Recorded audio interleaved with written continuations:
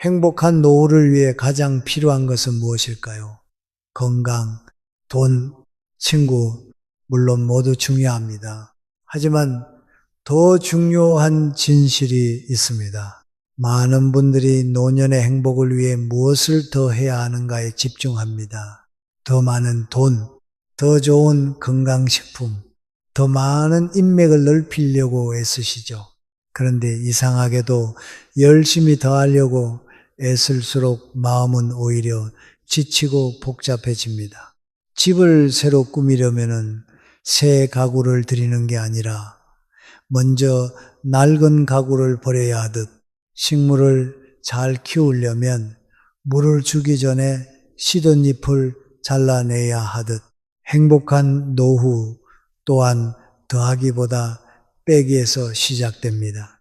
저는 지난 30년 동안 수많은 시니어분들을 만나며 한 가지 놀라운 공통점을 발견했습니다.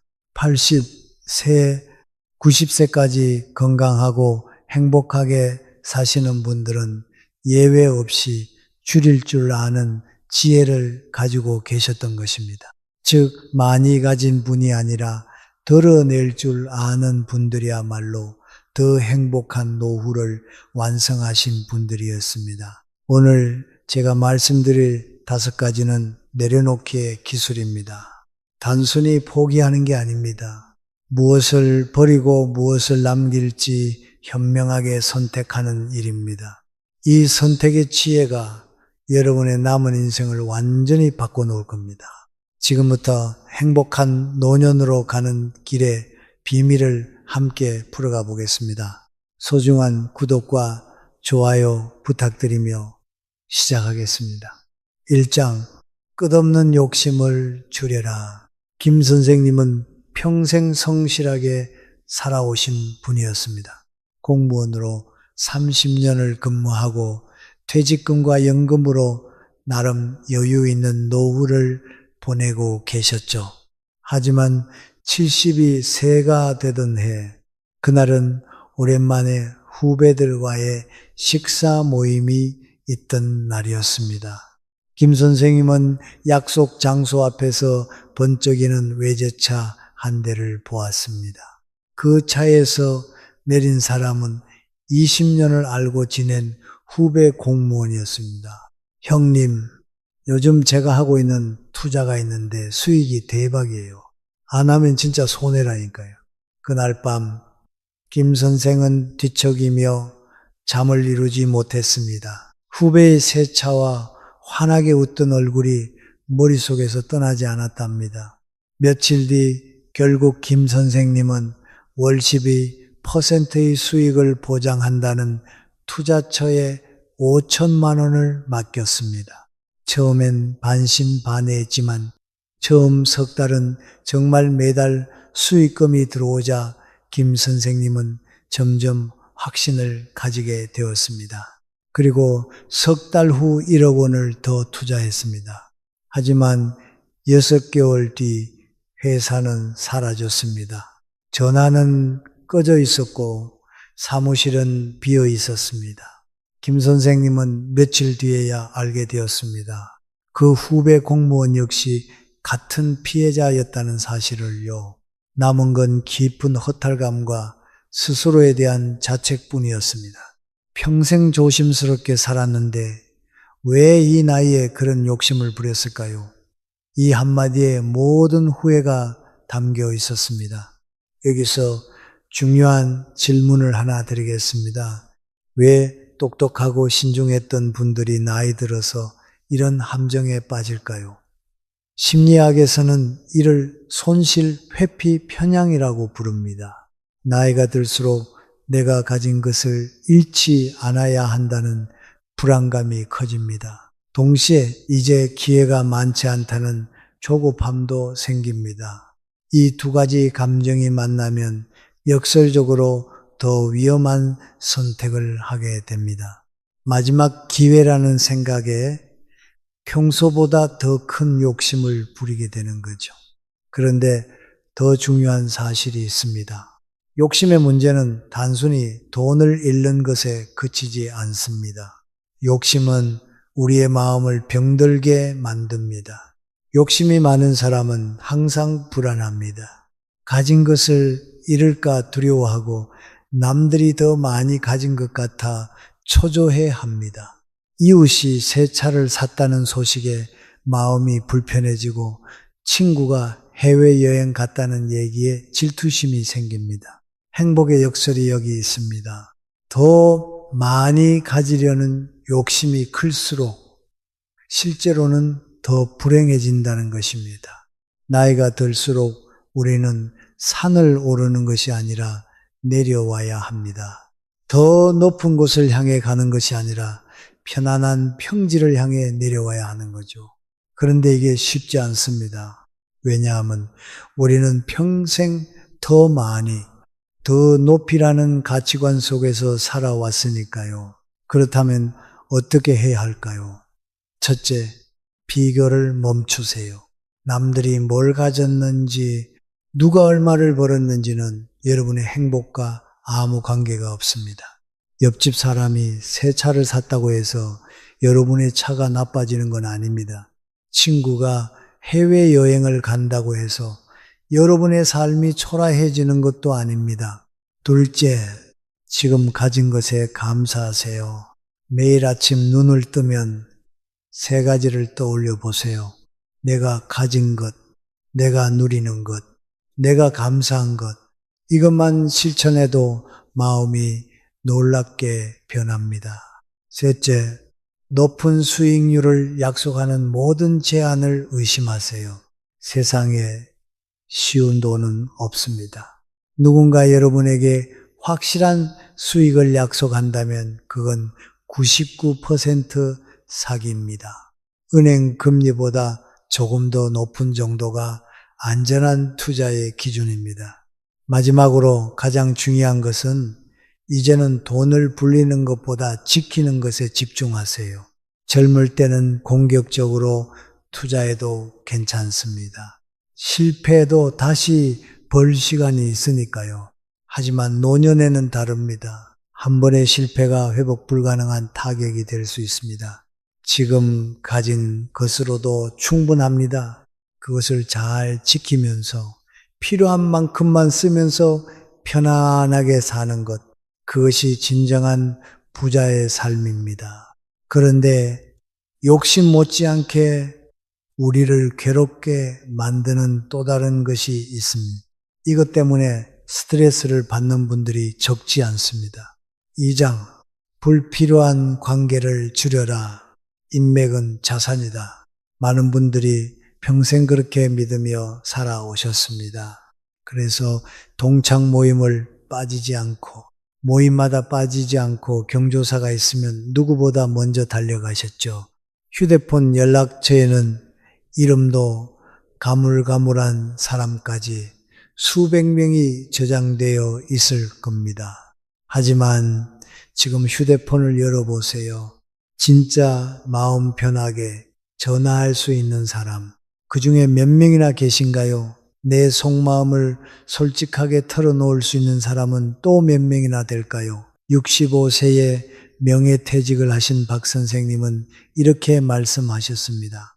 저는 은퇴 후 연락처를 대대적으로 정리했어요. 500명이 넘던 전화번호를 10명으로 줄였죠. 처음엔 솔직히 불안했어요. 혹시 나중에 필요하지 않을까 싶었거든요.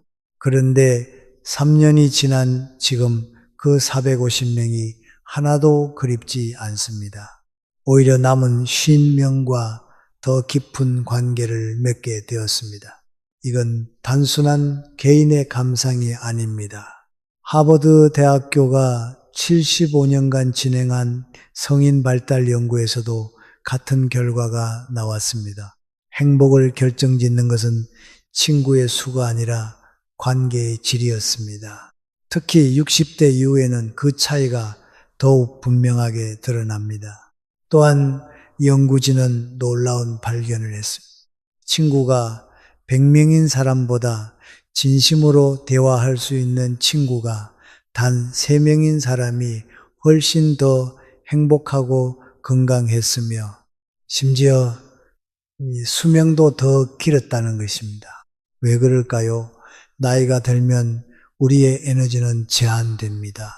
시간도, 체력도, 감정적 여력도 예전 같지 않습니다. 그런데 여전히 수많은 관계를 유지하려고 애쓰면 어떻게 될까요? 정작 중요한 사람들에게 쏟을 에너지가 남지 않게 됩니다. 그렇다면 어떤 관계를 유지하고 어떤 관계를 정리해야 할까요? 간단하지만 깊이 있는 기준을 드리겠습니다. 첫째, 만나고 나서 기분이 어떤지 확인하세요. 만나고 난 후 기분이 좋아지는 사람이 있고 기분이 나빠지는 사람이 있습니다. 단순하지만 가장 정확한 기준입니다. 둘째, 주고받음의 균형을 보세요. 항상 내가 먼저 연락하고 내가 더 많이 베풀고 있다면 그 관계는 불균형합니다. 건강한 관계는 서로가 서로를 챙기는 관계입니다. 셋째, 그 사람이 내 인생에 긍정적인 영향을 주는지 물어보세요. 좋은 친구는 나를 더 나은 사람으로 만듭니다. 웃음이 많아지고 긍정적인 생각이 들고 앞으로 나아갈 힘이 생깁니다. 넷째, 위기 때 누가 곁에 있었는지 기억하세요. 인생을 살다 보면 어려운 순간이 옵니다. 그때 진짜 친구가 누군지 알 수 있습니다. 잘 나갈 때만 연락하던 사람들은 어려울 때 사라집니다. 반대로 힘들 때 곁에 있어준 사람은 평생 기억해야 할 진짜 친구입니다. 이제 작은 실천을 시작해 보세요. 오늘 밤 잠들기 전에 휴대폰 연락처를 한번 열어보세요. 이름을 하나씩 보며 스스로에게 물어보세요. 이 사람과의 관계가 나에게 여전히 의미가 있는가? 대답이 망설여진다면 그 관계는 정리 대상입니다. 물론 바로 연락처를 지우라는 게 아닙니다. 다만 더 이상 그 관계를 유지하기 위해 애쓰지 마세요. 경조사도 마찬가지입니다. 정말 축하해 주고 싶은 사람, 정말 위로해 주고 싶은 사람의 경조사만 참석하세요. 의무감으로 가는 자리에서는 어차피 진심이 전해지지 않습니다. 그리고 정리한 관계에 쓰던 시간과 에너지를 진짜 소중한 사람들에게 쏟으세요. 신기하게도 그렇게 관계를 정리하고 나면 마음이 훨씬 편안해집니다. 주말이 여유로워지고 불필요한 지출도 줄어듭니다. 무엇보다 진짜 소중한 사람들과 더 깊은 관계를 맺을 수 있습니다. 나이가 들수록 넓은 인맥보다 깊은 우정이 훨씬 행복한 노년을 만듭니다. 하지만 관계를 줄였다고 다가 아닙니다. 아마 여러분도 무심코 하는 이 행동 때문에 남은 소중한 관계가 서서히 망가질 수도 있습니다. 삼장 넘치는 말을 줄여라. 여러분 주변에 이런 분 한 분쯤 계시죠? 만날 때마다 같은 이야기를 반복하거나 옛날 무용담이나 자식 자랑으로 대화의 대부분을 채우는 분들이요. 그런 분을 만나면 처음엔 반갑다가도 시간이 지나면 왠지 피곤해지는 경험 있으셨을 겁니다. 사실 이건 단순히 말이 많다는 문제가 아닙니다. 심리학에서는 이를 정보 과잉 공유 현상이라고 부릅니다. 나이가 들수록 자신의 존재감을 확인받고 싶은 욕구가 강해지면서 무의식적으로 말이 많아지는 겁니다. 캘리포니아 대학의 연구 결과가 흥미롭습니다. 노년층이 가장 듣기 싫어하는 말투 1위가 잔소리였고 1위가 같은 이야기 반복, 3위가 훈계조였습니다. 더욱 흥미로운 건 정작 이런 말투를 가장 많이 사용하는 사람들도 바로 노년층 자신이었다는 겁니다. 결국 가장 싫어하는 말을 본인이 가장 자주 하고 있는 셈입니다. 72세 정 선생님은 대기업에서 임원까지 지낸 분이었고 평생 리더십을 발휘하며 살아오셨습니다. 그런데 은퇴 후 아들과의 갈등이 심해졌다고 하셨습니다. 아들이 사업을 하는데 제가 보기엔 방법이 영 아니에요. 제 경험상 그렇게 하면 안 되거든요. 그래서 조언을 해주면 짜증을 내요. 아버지는 그 시대 방식이고 지금은 다르다면서요. 제가 뭐 잘못 말했나요? 문제는 단순했습니다. 그분의 말은 조언이 아니라 간섭이었고 대화가 아니라 일방적인 설교였던 겁니다. 은퇴 후에도 아버지는 여전히 리더의 말투로 아들을 대하고 있었던 거죠. 그래서 오히려 관계를 멀어지게 만든 겁니다. 그렇다면 구체적으로 어떤 말을 줄여야 할까요? 첫째, 잔소리를 줄이세요. 그게 아니지. 그러니까 말이야, 이런 표현은 관계를 피곤하게 만듭니다. 특히 성인이 된 자녀에게 하는 잔소리는 백해무익합니다. 그들도 이미 어른입니다. 둘째, 반복을 줄이세요. 같은 이야기를 여러 번 하는 것만큼 관계를 망치는 것도 없습니다. 사람들은 같은 이야기를 두 번 들을 때 내용보다 지루함을 더 크게 느낍니다.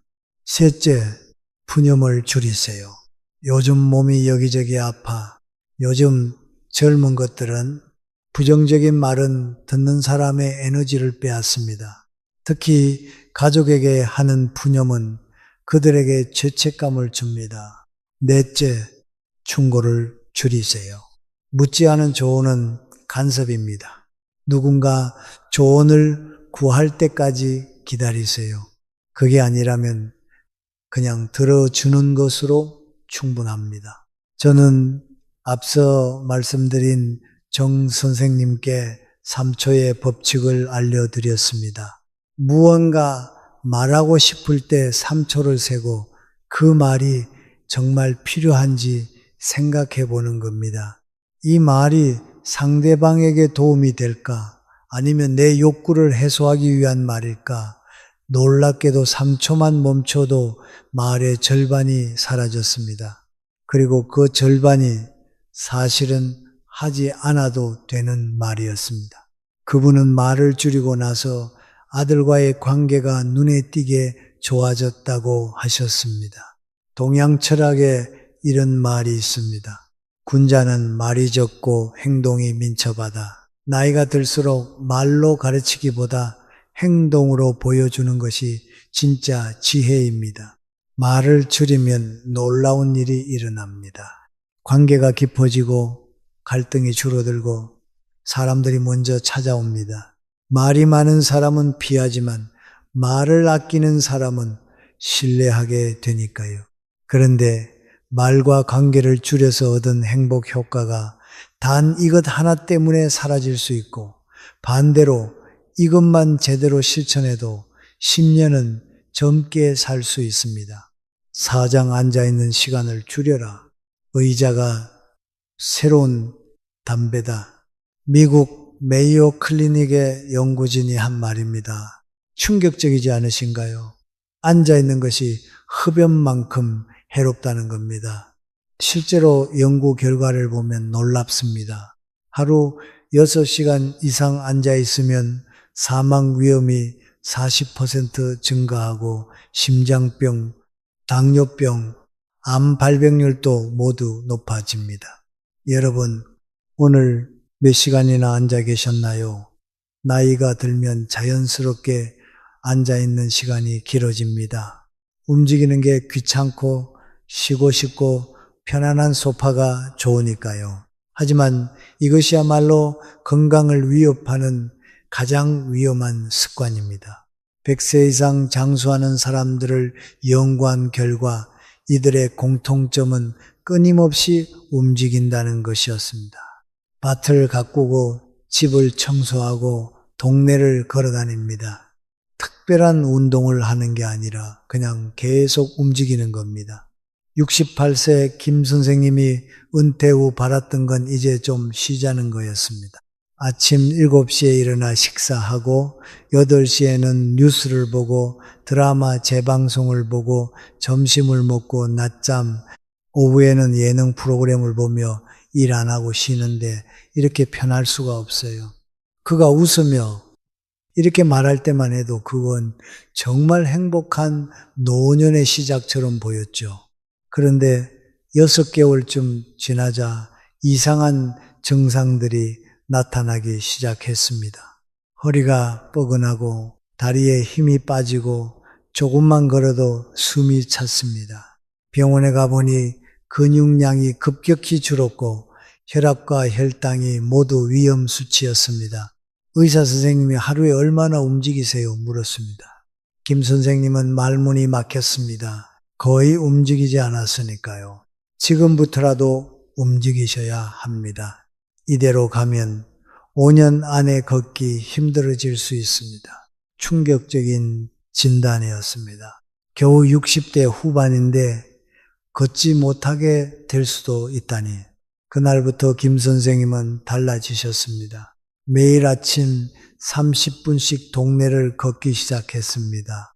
텔레비전 보다가도 30분마다 일어나서 스트레칭을 했습니다. 엘리베이터 대신 계단을 이용했습니다. 3개월 후 다시 병원에 갔을 때 놀라운 변화가 있었습니다. 근육량이 늘었고 혈압이 정상으로 돌아왔고 혈당도 개선됐습니다. 이것이 바로 움직임의 힘입니다. 우리 몸은 움직이도록 설계되어 있습니다. 가만히 있으면 녹슬고 움직이면 살아납니다. 최근 연구 결과가 이를 증명합니다. 하루에 앉아있는 시간을 단 30분만 줄여도 혈압이 뚜렷하게 낮아진다는 겁니다. 심지어 운동을 따로 하지 않아도 그냥 자주 일어나서 몸을 움직이는 것만으로도 운동 효과와 비슷한 변화를 보인다고 합니다. 더 놀라운 사실은 격렬한 운동이 필요 없다는 점입니다. 단지 앉아있지 않는 것만으로도 건강이 좋아집니다. 서 있으면 다리 근육이 움직이고 심장이 조금 더 빨리 뛰며 혈액이 온몸으로 순환하기 시작합니다. 그 결과 신진대사가 활발해지고 몸 안에 독소가 빠져나갑니다. 그렇다면 서 있는 것보다 더 좋은 건 뭘까요? 바로 걷는 것입니다. 걷기는 가장 완벽한 운동입니다. 특별한 장비도 필요 없고 돈도 들지 않고 누구나 할 수 있습니다. 매일 30분씩 걷는 것만으로도 심장병 위험이 40% 줄어든다고 합니다. 당뇨병 예방에도 탁월하고 치매 예방에도 효과적입니다. 무엇보다 걷기는 정신 건강에도 좋습니다. 걷다 보면 머리가 맑아지고 기분이 좋아지고 스트레스가 해소됩니다. 그저 두 다리를 움직이는 것만으로 몸과 마음이 동시에 젊어지는 것입니다. 오늘부터 시작해 보세요. 이 영상을 다 보시고 나시면 일어나서 집안을 한 바퀴 걸어 보세요. 그게 건강하고 행복한 노년을 향한 첫걸음입니다. 그런데 아무리 열심히 움직여도 먹는 것을 잘못하면 소용이 없습니다. 특히 우리가 매일 먹는 이것 때문에 건강이 더욱 나빠지는 경우가 많습니다. 오직 탄수화물을 줄여라.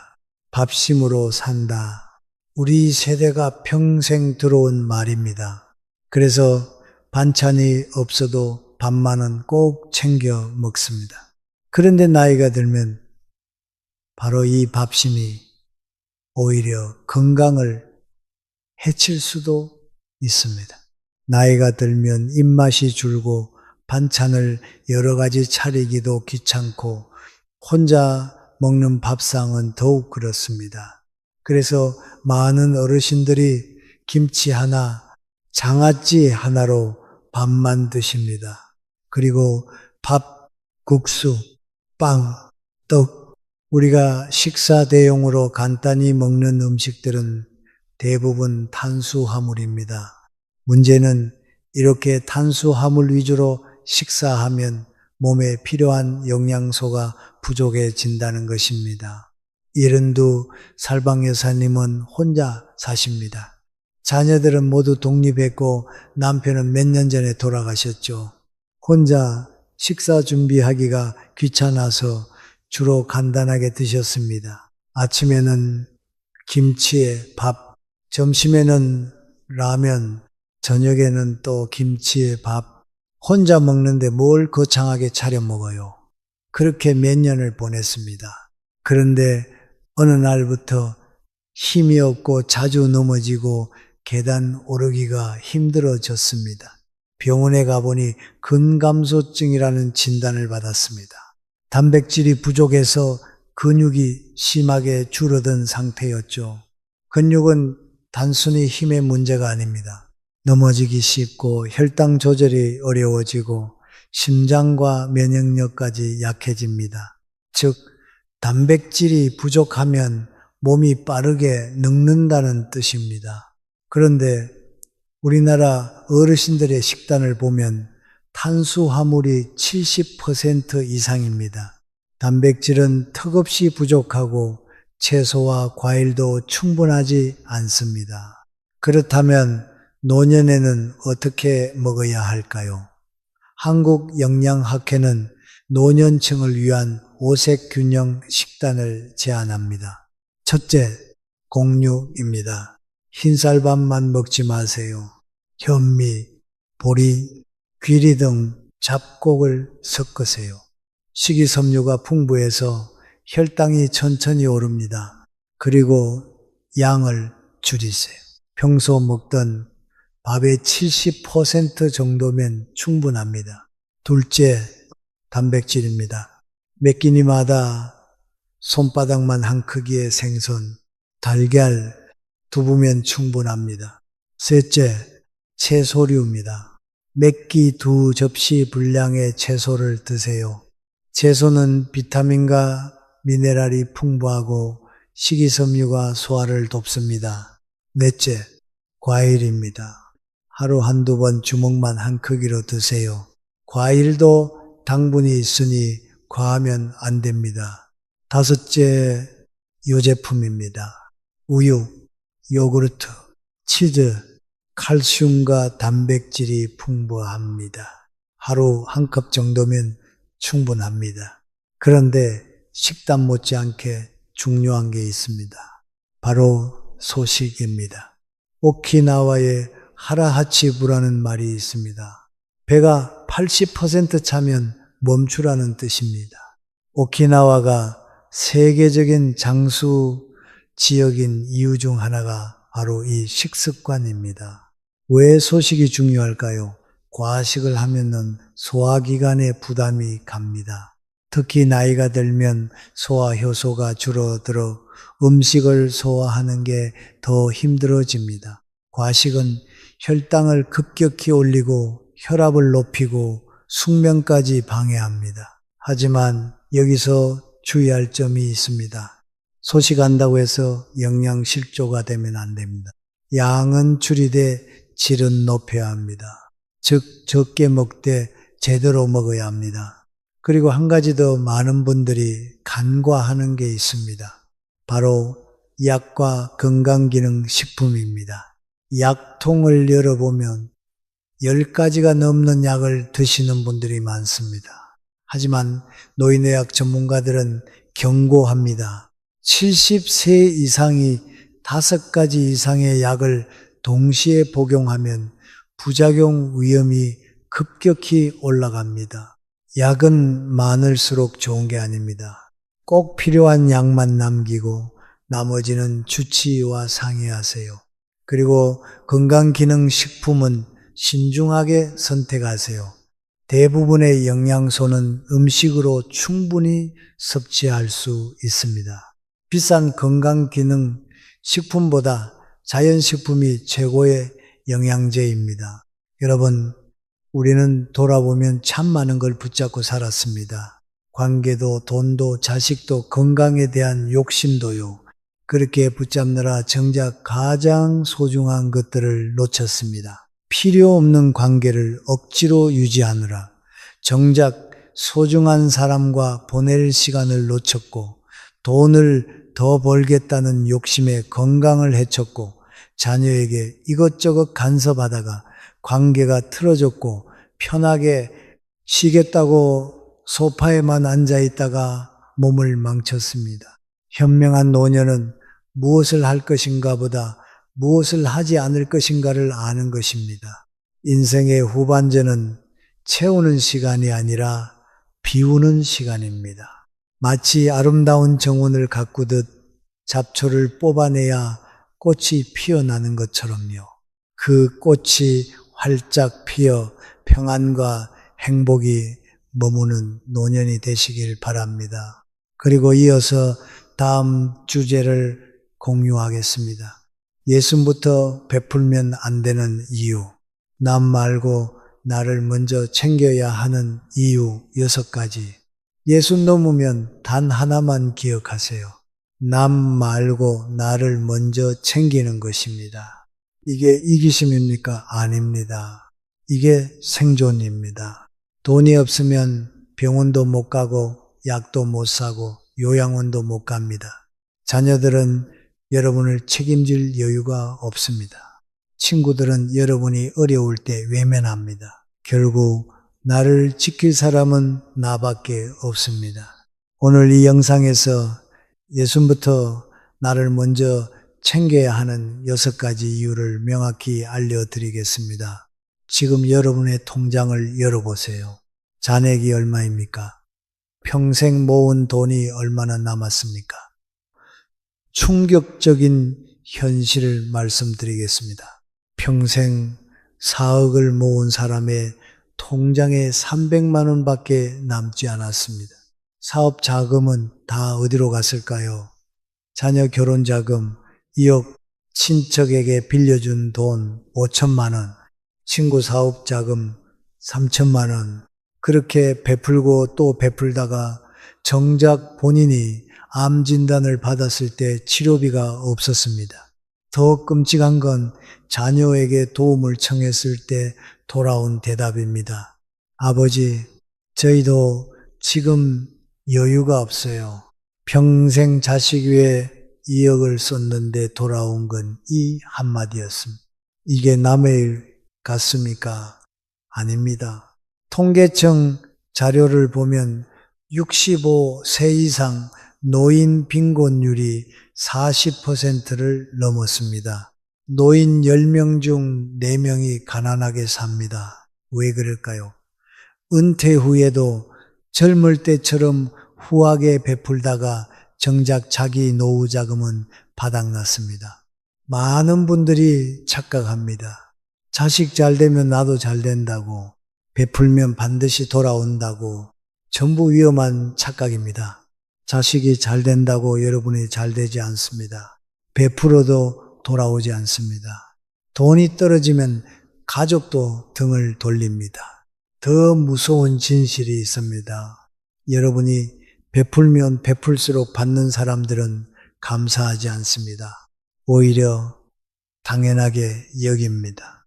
20년간 매달 100만 원씩 준 부모가 건강이 나빠져 50만 원으로 줄이자 자녀 20년간 받은 2억 4천만 원은 다 잊고 줄어든 50만 원만 기억합니다.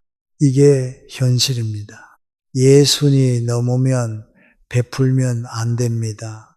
준비 없이 베풀다간 마지막 10년이 지옥이 됩니다.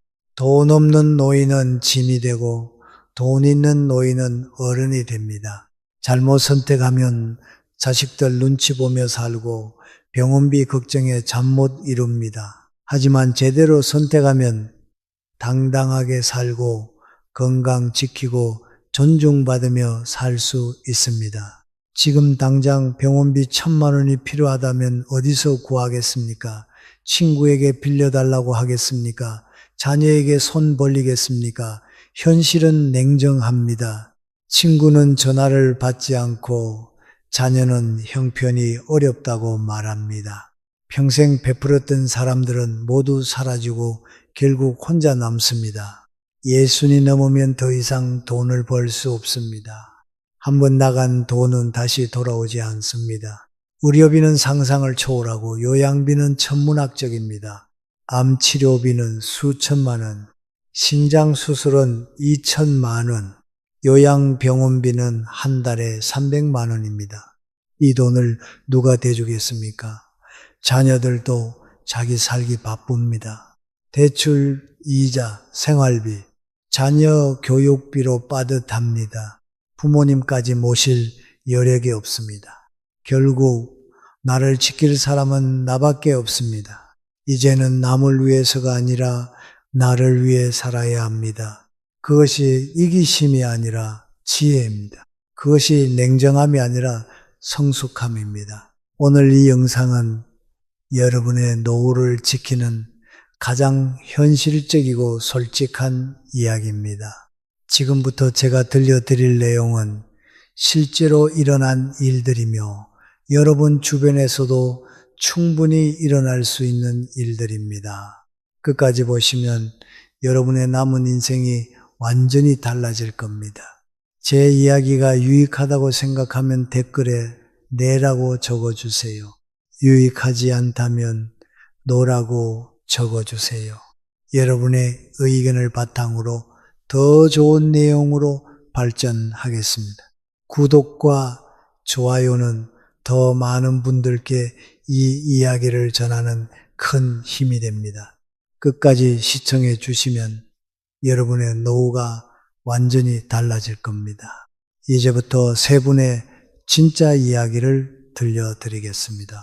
이 이야기들은 왜 예순부터 나를 먼저 챙겨야 하는지 명확히 보여주는 생생한 증거입니다. 첫 번째 이야기입니다.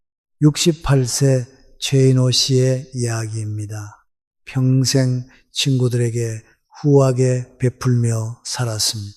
7년 전 40년 지기 친구가 사업 자금이 필요하다며 4천만 원을 빌려달라고 했습니다. 인호 씨는 평생 모은 노후 자금이었지만 친구를 믿고 빌려줬습니다. 1년만 쓰고 꼭 갚겠다는 약속이었습니다. 하지만 7년이 지난 지금까지 한 푼도 돌려받지 못했습니다. 처음 1년은 기다렸습니다. 2년이 되자 전화를 걸기 시작했습니다. 친구는 조금만 기다려 달라고 했습니다. 3년이 되자 전화를 받지 않기 시작했습니다. 4년이 되자 전화번호를 바꿨습니다. 5년이 되자 완전히 연락이 끊겼습니다. 작년에 우연히 그 친구가 새 차를 샀다는 소식을 들었습니다. 억울했지만 어쩔 수 없었습니다. 인호 씨는 그 돈 때문에 병원도 제대로 못 다닙니다. 당뇨와 고혈압 약을 한 달 걸러 먹습니다. 약값이 아까워서입니다. 친구는 새 차를 타고 다니는데 빌려준 사람은 약값도 아끼며 삽니다. 두 번째 이야기입니다. 65세 윤정혜 씨의 이야기입니다. 두 딸을 위해 평생을 헌신했습니다. 대학 등록금, 유학 비용, 결혼 자금, 신혼집 전세금까지 모두 대줬습니다. 총 2억 5천만 원이 넘는 돈을 딸들에게 썼습니다. 은퇴 후에도 매달 60만 원씩 용돈을 드렸습니다. 두 딸에게 주니 매달 120만 원이 나갔습니다. 6년간 8,600만 원을 드렸습니다. 작년에 정혜 씨가 척추협착증으로 수술을 받아야 했습니다. 수술비와 재활치료비로 900만 원이 필요했는데 통장에 돈이 부족했습니다. 딸들에게 도움을 요청했습니다. 큰딸은 지금 아이들 학원비 때문에 여유가 없다고 했습니다. 작은 딸은 남편 사업이 어려워서 힘들다고 했습니다. 평생 2억 5천만 원을 썼는데 900만 원도 도와주지 않았습니다. 정혜 씨는 결국 은행 대출을 받아 수술했습니다. 지금도 매달 이자 30만 원을 갚아가고 있습니다. 용돈은 끊었습니다. 그러자 딸들이 서운하다며 연락이 뜸해졌습니다. 명절에도 얼굴 보기 힘들어졌습니다. 돈 줄 때는 효녀였는데 돈 끊으니 연락도 없습니다. 세 번째 이야기입니다. 72세 강태성 씨의 이야기입니다. 9년 전 세무사의 권유로 강남 아파트를 두 아들에게 미리 증여했습니다. 상속세를 절약하려는 현명한 선택이라고 생각했습니다. 그 아파트는 태성 씨 부부가 40년 동안 산 집이었습니다. 추억이 가득한 집이었습니다. 하지만 4년 전 아들들 사이에 갈등이 생겼습니다. 큰아들이 사업 확장 자금이 필요하다며 아파트를 팔자고 했습니다. 작은 아들은 처음에는 반대했지만 결국 동의했습니다. 태성 씨는 그 집에서 계속 살고 싶었습니다. 하지만 이미 소유권은 아들들 것이었습니다. 아무런 발언권이 없었습니다. 아들들은 아파트를 팔았습니다.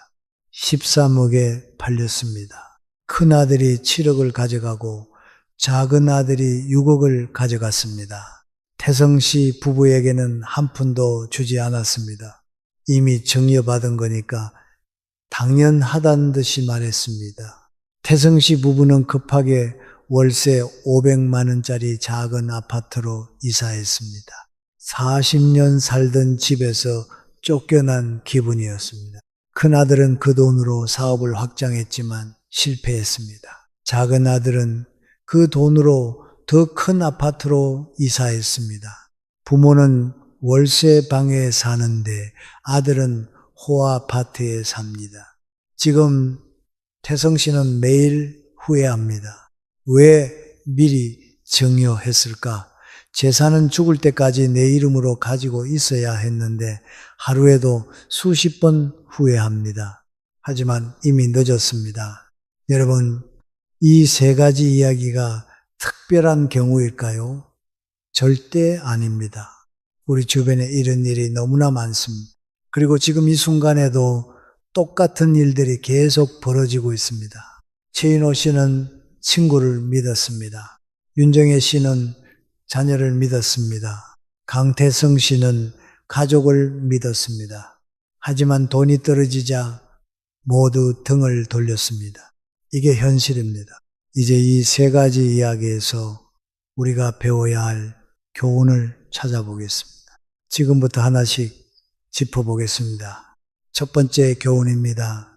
예순이 넘으면 돈 버는 능력이 사라집니다. 20대, 30대, 40대에는 달랐습니다.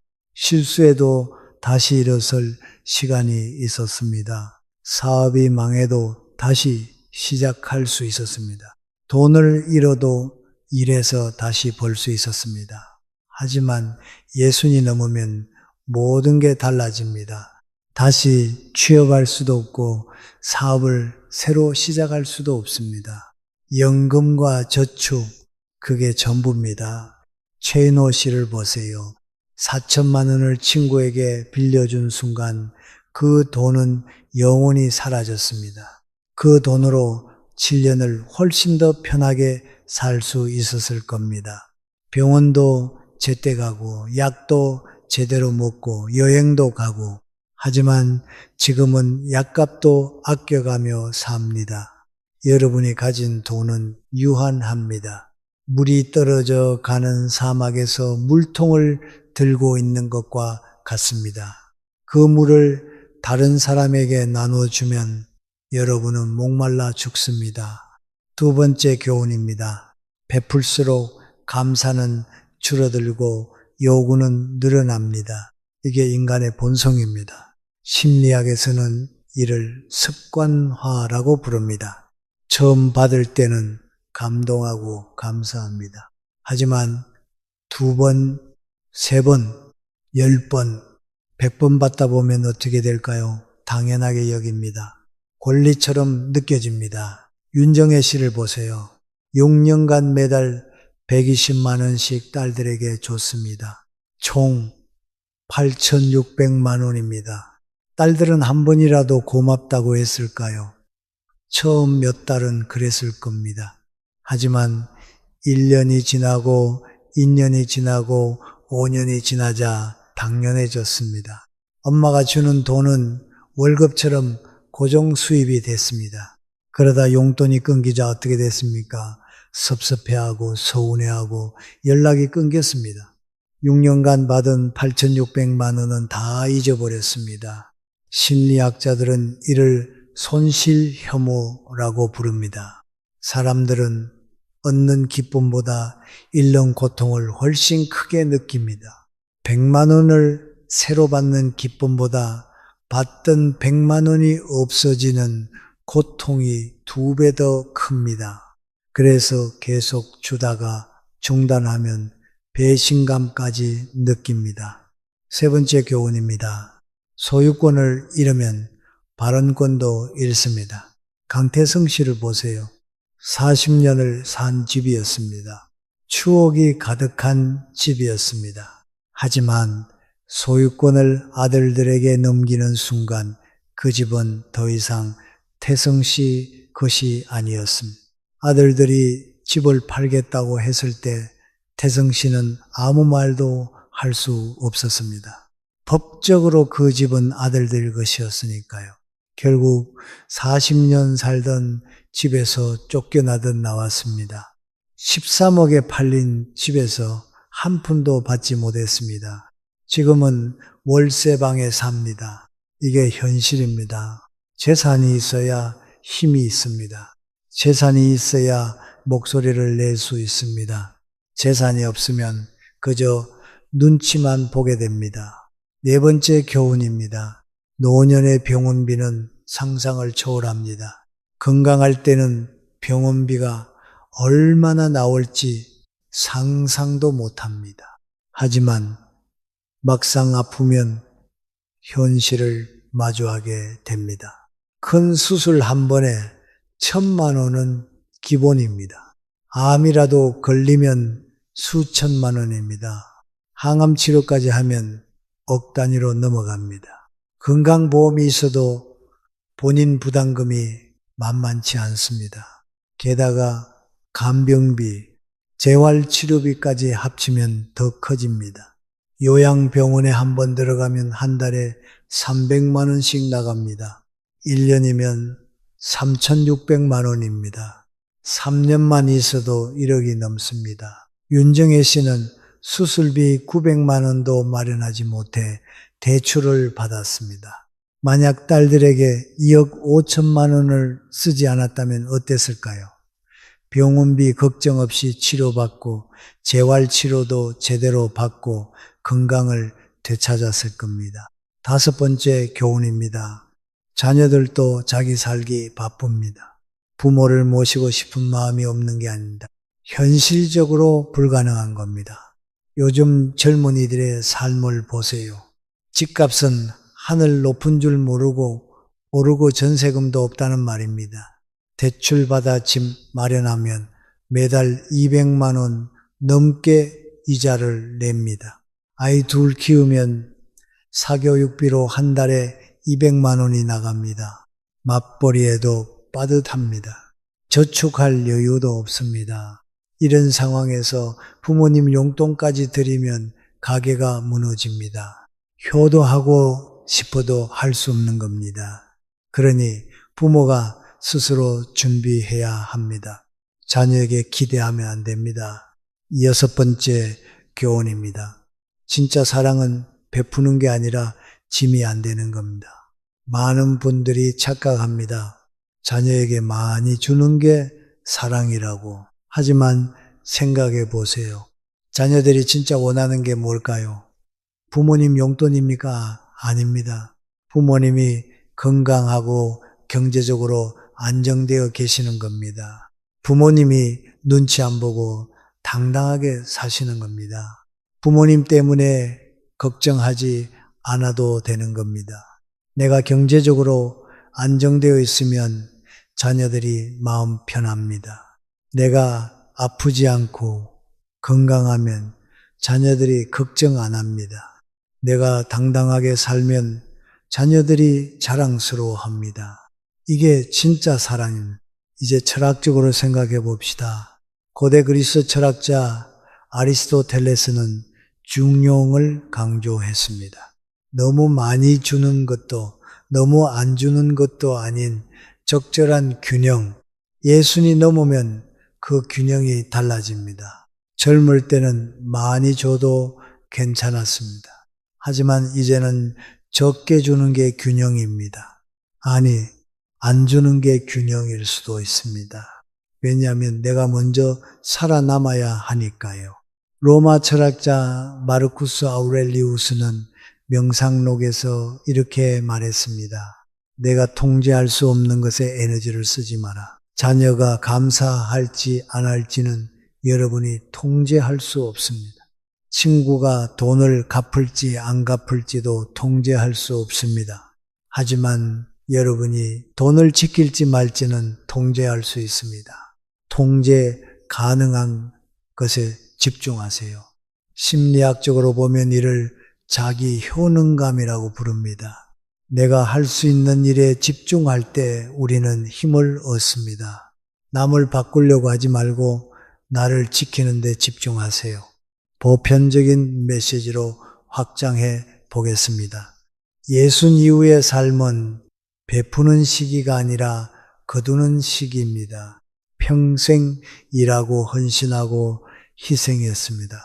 이제는 그 열매를 따먹을 때입니다. 죄책감 느낄 필요 없습니다. 여러분은 충분히 베풀었습니다. 이제는 받을 차례입니다. 아니, 지킬 차례입니다. 프랑스 철학자 볼테르는 이렇게 말했습니다. 완벽은 선해적이다. 완벽한 부모가 되려고 하지 마세요. 완벽한 친구가 되려고 하지 마세요. 그냥 살아남는 부모가 되세요. 그냥 건강한 친구가 되세요.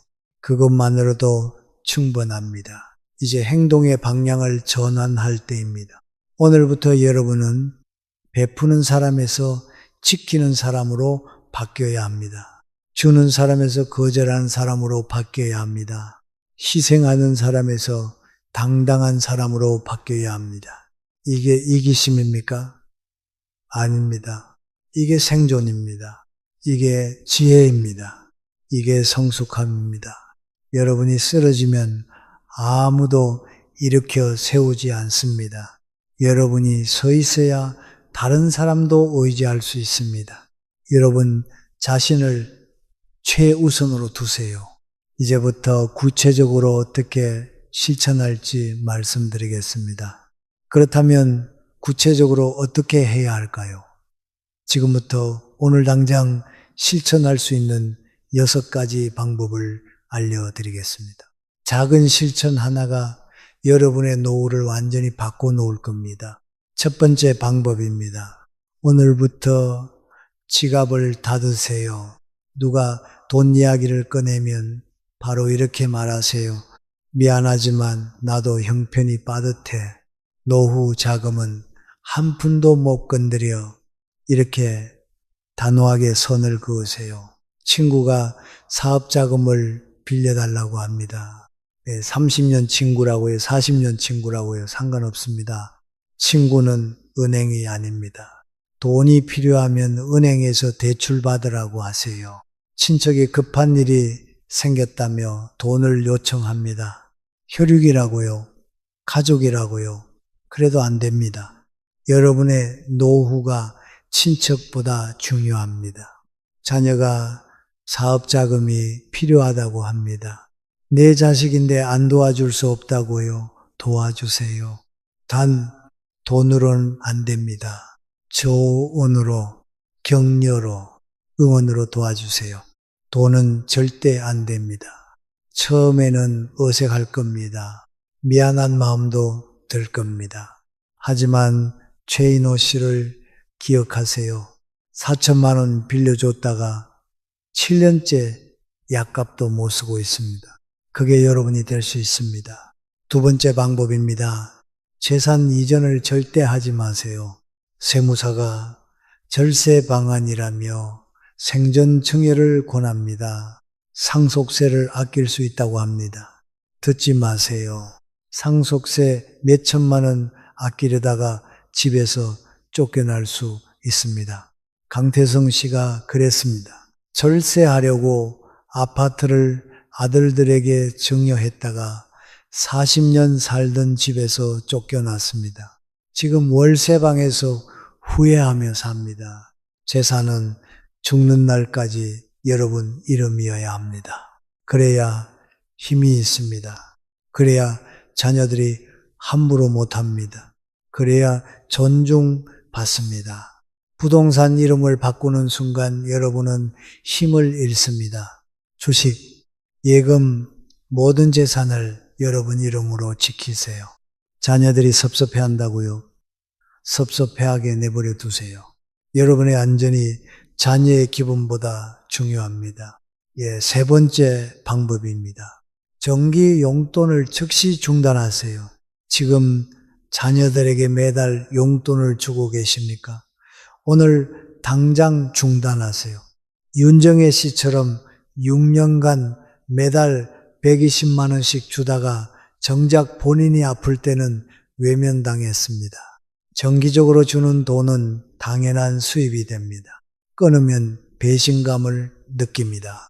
그러니 애초에 시작하지 말았어야 했습니다. 이미 주고 있다면 지금이라도 끊으세요. 자녀에게 솔직하게 말하세요.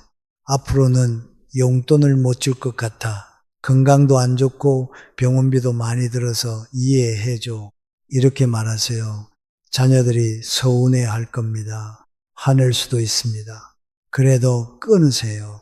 일주일 지나면 익숙해집니다. 한 달 지나며 잊어버립니다. 대신 특별한 날에만 가끔 주세요.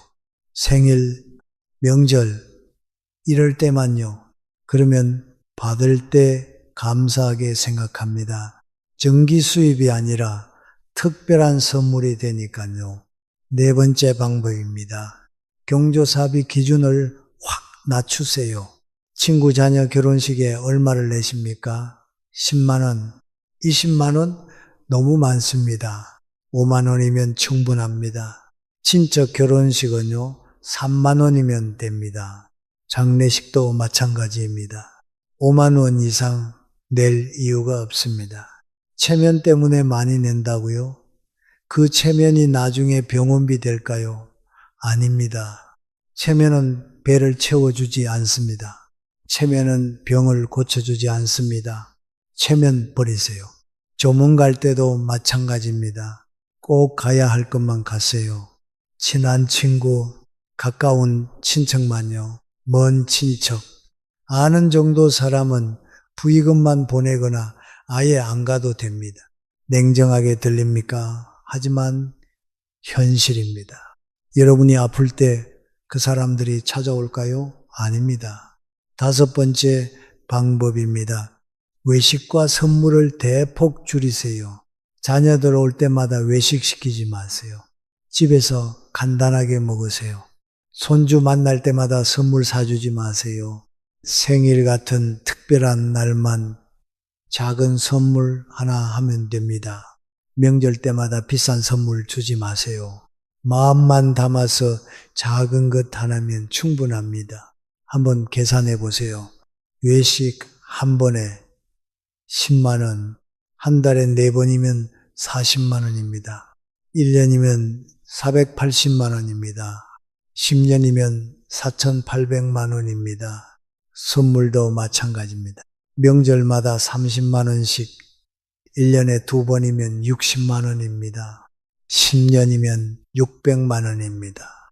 외식과 선물 합치면 10년에 5,400만 원입니다.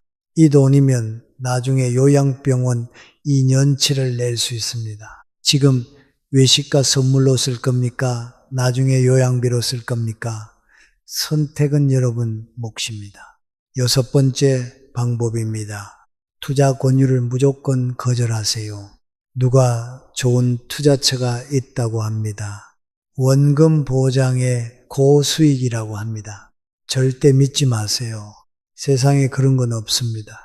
원금 보장이면 수익이 낮고 수익이 높으면 위험합니다. 예순이 넘어서 위험한 투자하면 안 됩니다. 주식도 코인도 부동산도 안 됩니다. 사업 투자는 더더욱 안 됩니다. 여러분의 돈은 은행 예금에만 두세요. 금리가 낮다고요? 상관없습니다. 원금만 지켜주면 됩니다. 수익 욕심내지 마세요. 지키는 것만으로도 충분합니다. 이제 관계를 다시 정의해야 할 시간입니다. 진짜 관계는 돈으로 유지되지 않습니다. 한 가지 실험을 해보세요.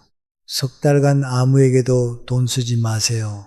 용돈도, 식사 대접도, 선물도, 경조사비도 최소한만 하세요. 석 달 후에 주변을 보세요. 누가 남아있습니까? 그 사람들이 진짜 관계입니다. 나머지는 다 돈 때문에 있었던 사람들입니다. 진짜 친구는 손에 꼽을 정도입니다. 3명, 많아야 5명입니다. 그 사람들만 잘 챙기세요. 나머지는 거리를 두세요. 중국 철학자 장자는 이렇게 말했습니다. 물고기는 강에서 서로를 잇고 사람은 도에서 서로를 잇는다. 집착하지 마세요.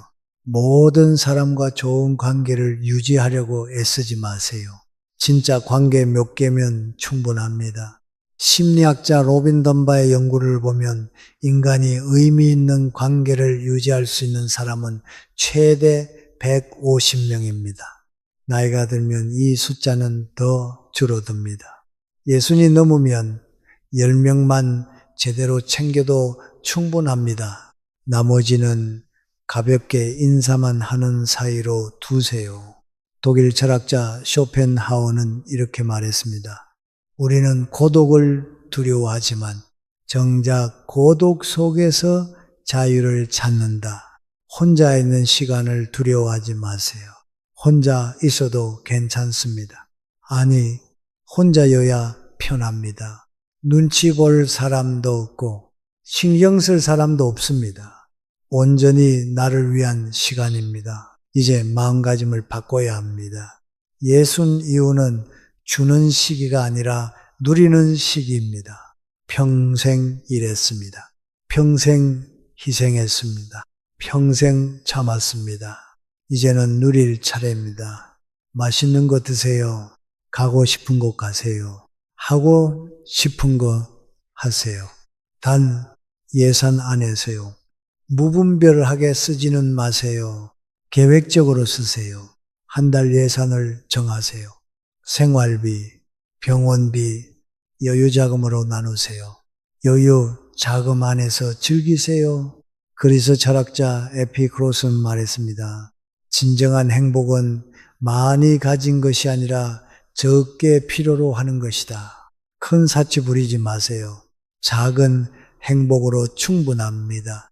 좋아하는 빵 하나, 따뜻한 차 한 잔, 햇살 좋은 공원 산책, 이런 작은 것들이 진짜 행복입니다. 이제 여러분께 직접 촉구합니다. 오늘부터 시작하세요. 내일부터가 아닙니다. 다음 달부터가 아닙니다. 오늘, 지금 이 순간부터입니다. 오늘 저녁 자녀에게 전화하세요. 앞으로는 용돈을 못 줄 것 같다고 말하세요. 내일 친구가 돈 이야기를 꺼내면 단호하게 거절하세요. 내일부터는 외식 대신 집밥을 드세요. 이렇게 하나씩 바꿔가세요. 처음 일주일이 가장 힘듭니다. 죄책감도 들고 미안한 마음도 듭니다. 하지만 이 주일만 버티세요. 한 달 지나면 익숙해집니다. 석 달 지나면 편해집니다. 1년 지나면 통장 잔고를 보며 안도하실 겁니다. 여러분, 이건 이기심이 아닙니다. 이건 생존입니다. 이건 지혜입니다. 평생 충분히 베풀었습니다.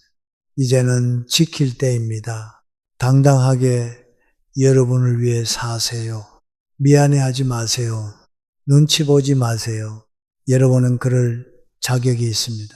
석 달 후, 6개월 후, 1년 후에 여러분은 오늘의 결정에 감사할 겁니다. 병원비 걱정 없이 치료받으면서 안도할 겁니다. 자녀들 눈치 안 보고 당당하게 살면서 행복해질 겁니다. 통장 잔고가 늘어나는 걸 보면서 뿌듯해 할 겁니다. 여러분의 노후는 여러분이 지킵니다. 돈이 있어야 선택할 수 있습니다. 돈이 있어야 존중받습니다. 돈이 있어야 당당할 수 있습니다. 오늘부터 여러분의 지갑을 지키세요. 그 작은 결단이 남은 인생을 완전히 바꿔 놓을 겁니다. 영상을 끝까지 봐주셔서 진심으로 감사드립니다. 오늘 제가 말씀드린 6가지 방법 중에서 여러분이 앞으로 실행할 것이 몇 번인지 댓글로 적어주세요. 한 가지만 하실 건가요? 아니면 6가지 모두 하실 건가요? 여러분의 댓글 하나하나가 저에게 큰 힘이 되고 더 나은 콘텐츠를 만드는 데 큰 도움이 됩니다. 여러분의 참여가 이 채널을 더 유용하게 만들어 줍니다. 여러분의 작은 댓글 하나가 또 다른 누군가에게 용기가 될 수 있습니다. 구독과 좋아요도 꼭 부탁드립니다. 여러분의 노후를 지키는 현실적이고 솔직한 이야기를 계속 전해드리겠습니다. 끝까지 함께 해주셔서 감사합니다.